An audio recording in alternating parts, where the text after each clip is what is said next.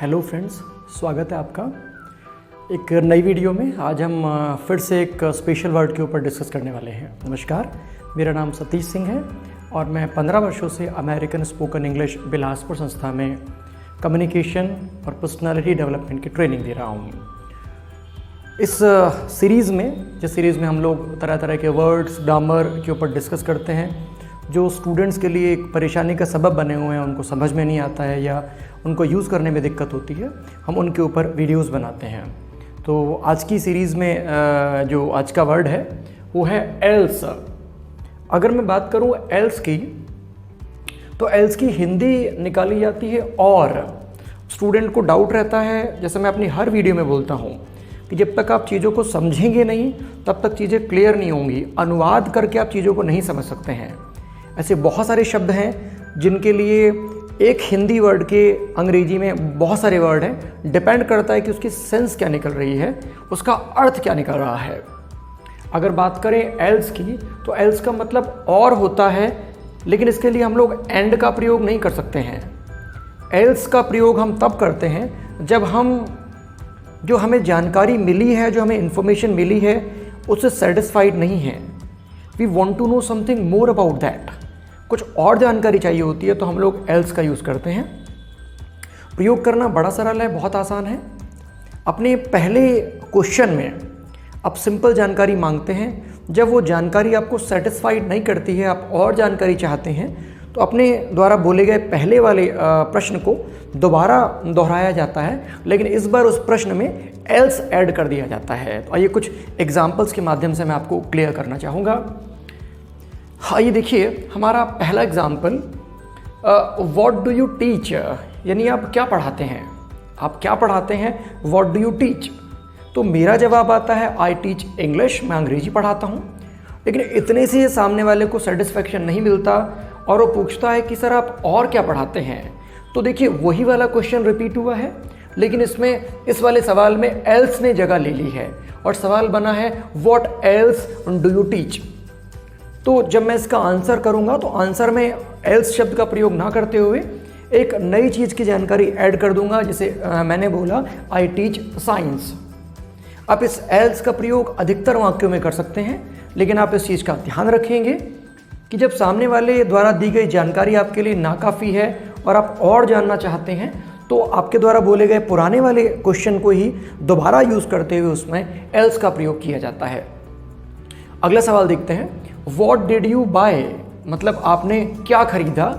तो मेरा जवाब आता है आई बॉट, लैपटॉप, चार्जर और कुछ भी। लेकिन अगर इतना काफ़ी नहीं है तो सामने वाले का सवाल बनता है सर आपने और क्या खरीदा। तो देखिए What else did you buy।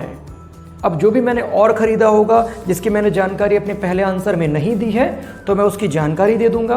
और अगर कुछ और नहीं खरीदा तो मैं नथिंग एल्स बोल करके भी जो सेंटेंस को विराम दे सकता हूँ, एंड कर सकता हूँ, ख़त्म कर सकता हूँ सेंटेंस। आगे देखिए, what will you take for breakfast, यानी बोल रहा है कि आप नाश्ते में क्या लेंगे। What will you take for breakfast. मैं एक फ्रेंड्स चीज़ आपको क्लियर कर देना चाहूँगा। जैसे अभी मैंने आज अपनी वीडियो में ही बोला कि अनुवाद करेंगे, जब तक आप ट्रांसलेशन करेंगे तब तक आप फ्री होकर के अंग्रेजी नहीं बोल पाएंगे।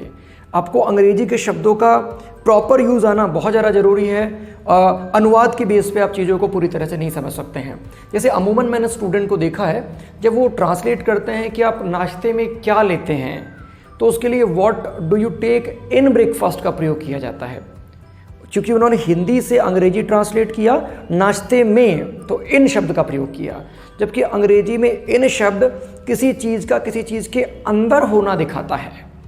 माई mobile is in my pocket, my keys are in my pocket. लेकिन नाश्ते में हिंदी में भले ही हमने बोल दिया, अंदर की सेंस कुछ आ नहीं रही है, तो एग्जैक्टली उससे फ़र्क नहीं पड़ता। यहाँ पर हम लोग फोर का यूज़ करते हैं।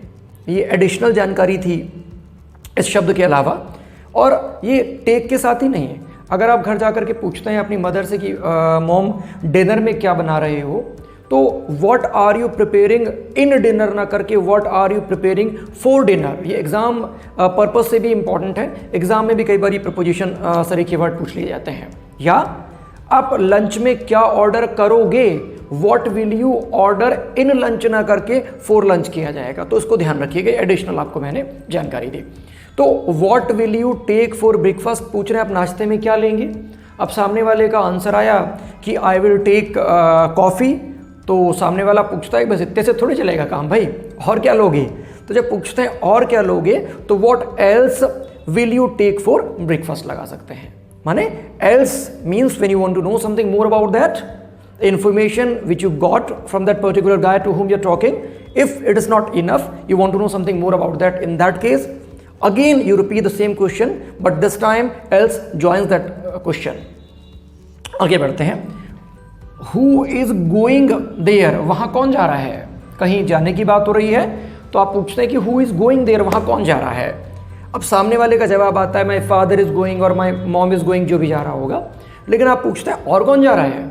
तो और कौन जा रहा है के लिए देखिए ये वाला क्वेश्चन रिपीट हुआ है, लेकिन यहाँ पर एल्स आ गया है, who else is going there, वहाँ और कौन जा रहा है।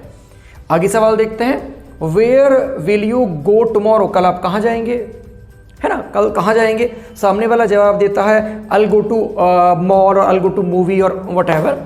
इतने से काम नहीं चलेगा, दिन भर बहुत लंबा है, छुट्टी है कल आपकी मान लो, है ना, तो इतने सारे समय में आप केवल मॉल तो बस नहीं जाएंगे, और कहाँ जाएंगे, तो where else will you go tomorrow आ जाता है डियर्स।